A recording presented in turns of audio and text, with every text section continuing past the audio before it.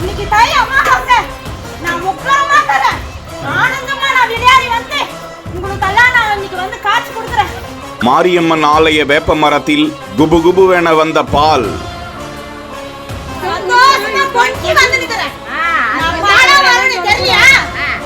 பரவசத்தில் சாமி ஆடிய பெண் கூறிய வார்த்தை. நான் எப்படி பொங்கி வரணும் அந்த மாதிரி இந்த ஊர்ல இருக்கிற மக்களையும் நானு செல்வா பொங்கி வச்சிருப்பேன். அதுக்கு நல்லா வச்சுன்னு சாமி நல்லா தாண்டி வச்சிருக்கிறேன். யாருக்கு என்னடி குறை வச்சுக்கிறேன்? அதுக்குதான் நல்லா குறைபாடா கூட தான் இருக்குது பாரு. என்னும் குறைபாடு இல்ல. எழுவீங்க செய்வீங்க. ஆனாலே நான் எல்லாருக்கும் நான் நல்லா தான் வச்சிருக்கிறேன். யாருக்கும் அந்த குறைபாடும் கொடுக்கல. என்ன சந்தோஷமா வச்சிருக்கீங்க, நான் உங்களை சந்தோஷமா வச்சிருக்கேன். எனக்கு இன்னைக்கு சாயந்தரம் நான் போடுறது எல்லாரும் வந்து பொங்கல் வச்சு எனக்கு படையல் போடணும். எனக்கு சாயந்தரமா வீட்டுக்கு எல்லாருமே வந்து பொங்கல் வைக்கணும்.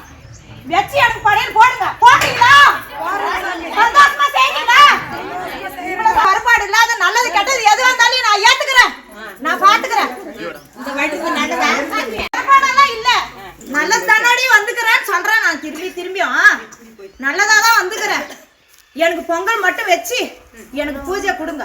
வேற என்ன எனக்கு தேவையில்லை. எனக்கு ஒரு சாதாரணமா பொங்கலே வைக்க போதும். எனக்கு ஆடு மாடு கோழி என்ன தேவையில்லை. நான் வெள்ளையா பொங்கல் வந்துக்கிறதுக்கு எனக்கு வெள்ளை சோறா பொங்கலா கொடுங்க. அவ்வளவுதான். உங்களால முடிஞ்சா செய்யுங்க, முடியலன்னா விட்டுருங்க. திருப்பூர் மாவட்டம் நாற்றம்பள்ளி அடுத்த ஏழரைப்பட்டி அருகே உள்ள பி மோட்டூர் பகுதியில் 100 ஆண்டுகள் பழமையான முத்துமாரியம்மன் கோவில் அமைந்திருக்கிறது. ஆலய வேப்ப மரத்தில் பால் வந்துள்ளது. அதனை கண்ட பகுதி மக்கள் பரவசமடைய சுற்றுவட்டார பகுதி மக்களுக்கும் தகவல் பரவுகிறது.